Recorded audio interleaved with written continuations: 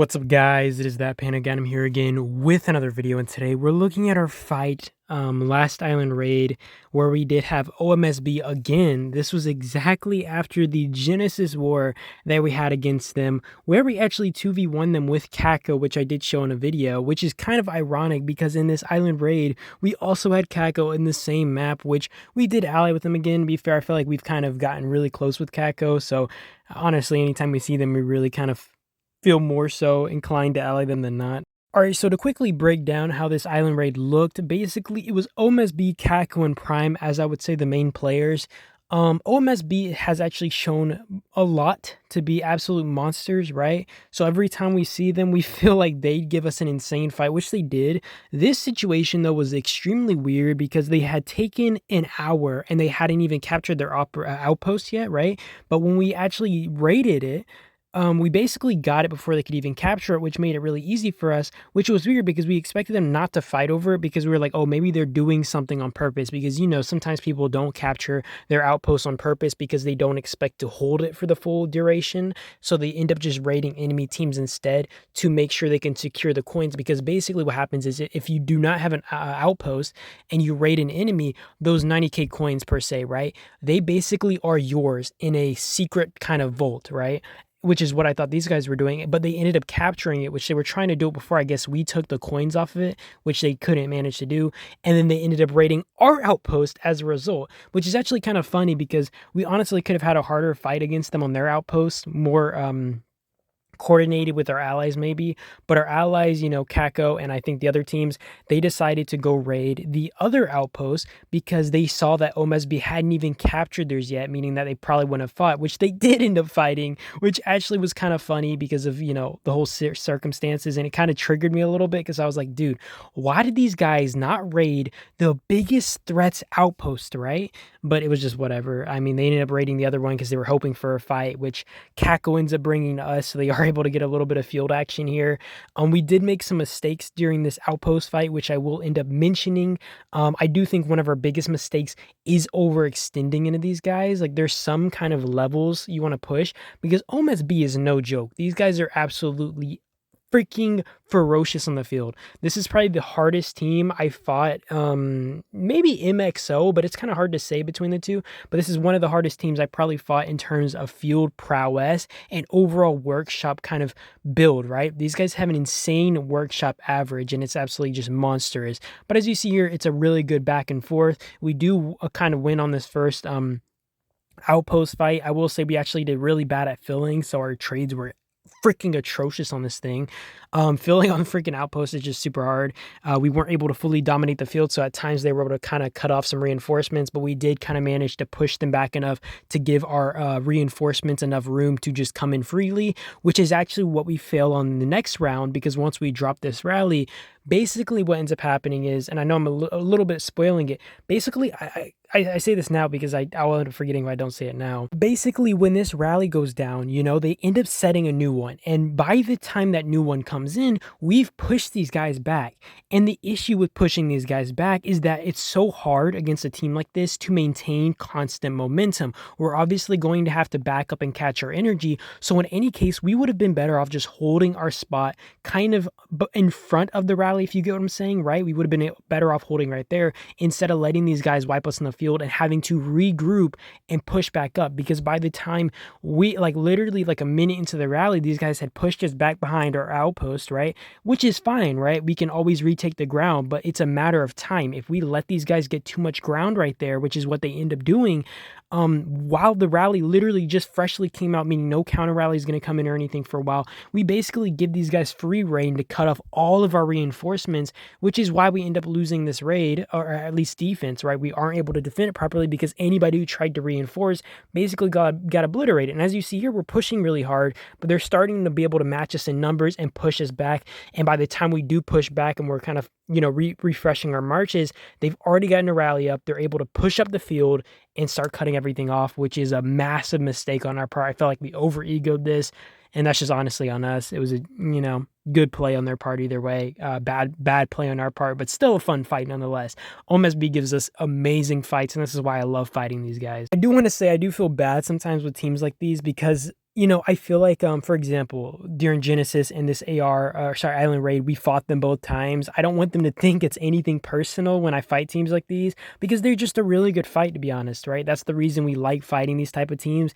And to be honest, their leader was super respectful. I just hope they don't think like, oh, we have a grudge against them, because we clearly don't. And by the way, I hope you guys notice what's going on here, right? These guys are losing in field pressure overall. We're starting to overwhelm them, right? We start to gather up, blah, blah, blah, blah, push them back. But it didn't matter. We lost our outpost because we just weren't able to fill. They had already gotten enough ground to be able to cut off reinforcements.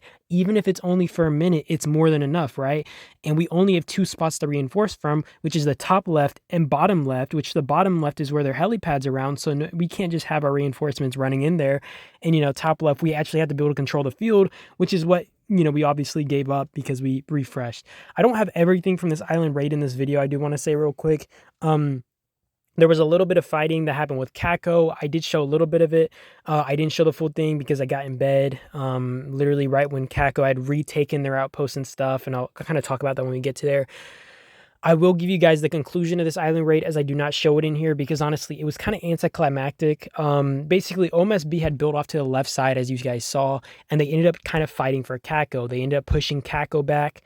And when they pushed Kako back, they kind of pushed them back a few towers. We had decided to demolish some towers on one of the enemy sides that we had built towards, so we would be able to afford building towards OMSB's flank and cutting off their 6. I do want to say these guys are Japanese, so when we did this, it was like midday for us, but it was nighttime for them. It was literally like midnight-ish for them. I think, they had already all gone to sleep for the most part. So it was kind of actually bad time for them, and I don't think they really defended because of that, which, I'm a little bit sad about, but it is what it is. But we did actually cut them off. Kako was able to build up and take their 7 back. They were also able to take the other 7, meaning that OMSB got absolutely no prison coins. I did actually offer these guys to take their 6 back and maybe even take a 7 for a higher placement, because I really respect these guys for like having such a good fight. But they actually refused it. I guess they just kind of like fighting like warriors and just, don't want handouts. I don't know. But still a really good fight. I enjoy the guys. I hope they don't take our kind of fights personally, but it was a lot of fun. And like I said, I didn't record it because it was kind of anticlimactic. We just cut off the 6 for free for the most part. They didn't have any field presence. They only had like a few main fighters who were kind of online, and like I said, it's not enough, right?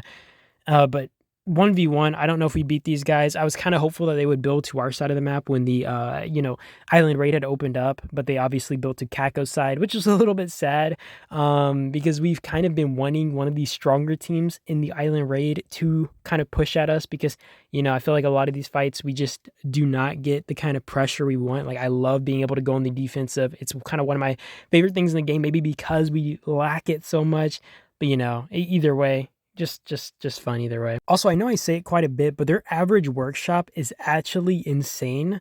I don't know if you guys actually really believe me, but their average workshop is absolutely nuts. I was looking at it, and I think it was they at least had 2 guys, with 20s kind of across the board for the most part. They had a lot of 15 across, you know what I mean? They had a lot of those. I can't really explain it, but for elite, this is probably the top of the echelon. I was actually freaking what the heck? But I'll kind of explain what happened. Kako, I feel like they kind of got caught off guard. It was a little bit weird because I expected Kako to build up and try to intercept these guys and force them into fighting 1 or 2 towers. But basically, Kako let these guys build down and directly connect into their 7, which made no sense to me. I don't know if they were just on a really bad time zone or what, but basically they end up getting their 7 cut off. A few players get 0, yada, yada, yada. These guys go to start building a tower. And I believe this was when we were actually fighting ALPW, as you guys saw in the video where we were hitting their tower. So what ends up happening is we finish those guys up and we start teleporting back to try to send a murder ball down. I think this was kind of getting late for us, so this was kind of our last push for the night. But we basically walked down here to try and help them kind of regain the field.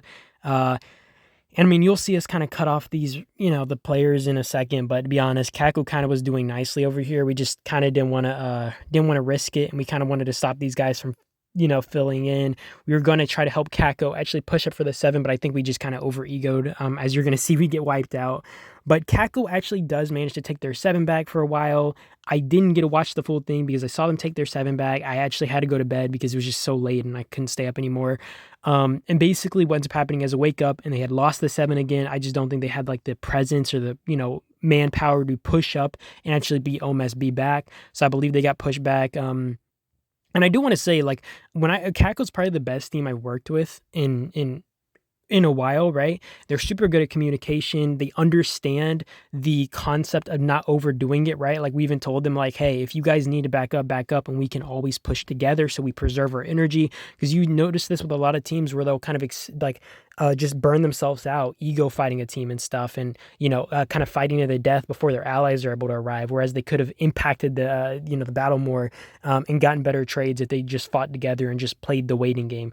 Which I can respect Kako because they're just really good at communicating. We were able to kind of get that across to them, and I think they backed up probably because they realized, hey, Prime's going to come in and help us. Nonetheless, this was a really good fight. I had a lot of fun. I hope you guys had a lot of fun watching this as well. I feel like Kako's probably one of our best allies we've had in terms of ever, right? I really enjoy working with them. They're really great. But yeah, OMSB, great enemy. And yeah, I hope you guys enjoyed the video though. I will see you guys in the next one. If you guys enjoyed this one, just let me know in the comments. And yeah, you guys have a great day or night, and I will see you guys in the next one. That was about it, and peace out.